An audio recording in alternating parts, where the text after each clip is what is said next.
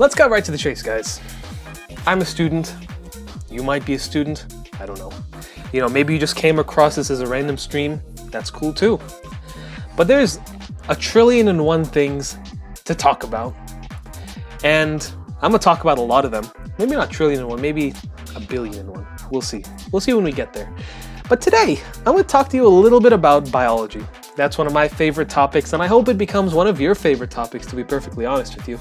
You know, that'd be the coolest, you know, to inspire someone to like biology. But that's aside the point.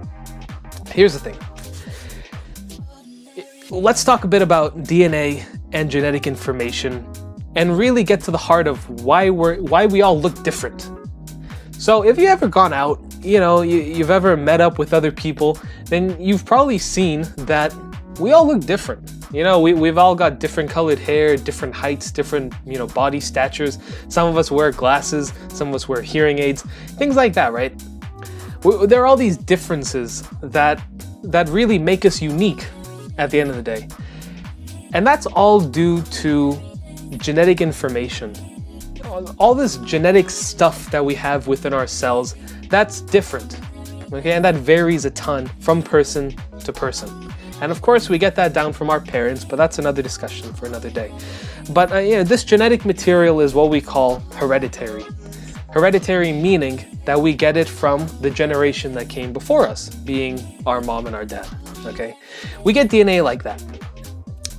But when our cells replicate, our cells need a new copy of all of that genetic information, right? It needs a pretty high fidelity, which means, you know, highly accurate version or copy of that DNA. It needs it in order for, you know, all of our cells to be compatible with one another, and in order for our DNA to not mutate further down the line, right? So we need to replicate our DNA and our RNA really effectively, okay? What about DNA? What's interesting is that DNA itself acts as the template for further DNA strands, okay? So whatever biological, cellular machinery or, you know, biological molecules we have within us, whichever ones make new DNA, look at old DNA and use that as a template for making new DNA, okay? And we call this semi-conservative replication, which are two really big, you know, words that really just mean we use both strands of DNA to make two new double helix DNA strands out of one, right? We know the structure of DNA is a double helix. You've probably heard that in every single biology class. You know, DNA is a double helix. We can actually, our cells will unwind that DNA and use each strand to synthesize a new strand. And it's by this process that we can make two DNA molecules from just a single one. All right, so this DNA is the coding strand and contains all the coding information for forming the new strands that the new cells get, okay? And we do this once again by unwinding the parent helix. The parent helix meaning the original DNA helix from which we derive the two progeny DNA. Progeny meaning, you know, the generation that comes after, or you know, yeah, the two new DNA molecules that we make, okay? So each strand of the parent DNA is its own template. Yeah, so this is what we call the semi-conservative model. Okay, that's enough of that, right? But here's the question, like, how did this come about, right? Like how did we discover that the kind of replication we've got going on is the semi-conservative kind? How did we figure that out? Through a really landmark experiment, which I'll just kind of go through. It's really super important. Basically, what happened was there was bacteria. We took bacteria and scientists grew them in two different conditions, right? In one condition, there was one specific type of nitrogen, okay? It was nitrogen 14, and what that means is it's the standard state in which we find nitrogen, you know, as opposed to nitrogen 15, which is a heavy isotope of it, okay? So we took bacteria and we grew them in two different conditions. one in nitrogen 14, normal nitrogen, and one in nitrogen 15, which is an extra heavy kind of nitrogen. We can think of it like that. And then what we saw is that, well, DNA contains nitrogen. Okay, you've probably heard nitrogenous bases or nucleotides. That's because it's all nitrogen-based stuff.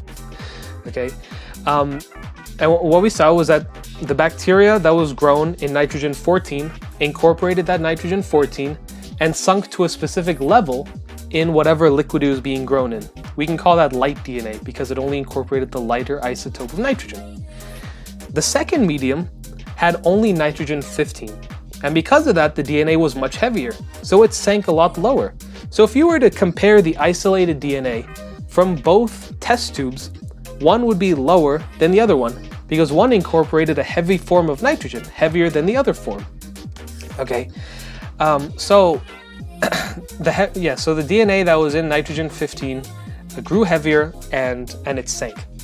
And then what scientists did was they took that nitrogen 14 bacteria and they put it into the test tube with nitrogen 15 bacteria.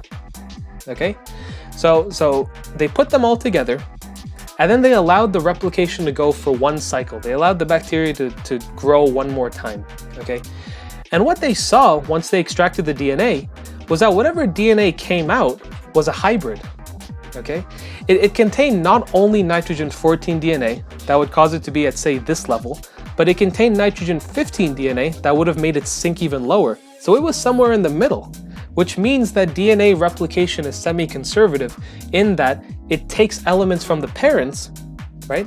And it takes elements from its surroundings as well. So it's semi-conservative. So what that means is that those nitrogen 14 bacteria, the one nitrogen 14 strand was within the new hybrid DNA. And then there was a strand that incorporated nitrogen 15 because that's what was in the liquid that these bacteria were being grown in.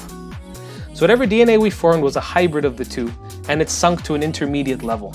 And that's kind of how scientists at one point figured out, hey, there's probably something to that. And this happened in I think 1957. Yeah, this was 1957, where, you know, this was being talked about as well as this in the context of genetic alterations. So there are genetic alterations and mutations within a protein, and that element and its connection to disease was then being figured out. Okay, so yeah, that's pretty much all I have for you today, and we're going to move on from here and talk even more about the elements of genetic disease and how, you know, mutations in a protein can cause disease in someone. So thanks a lot for watching. Whew.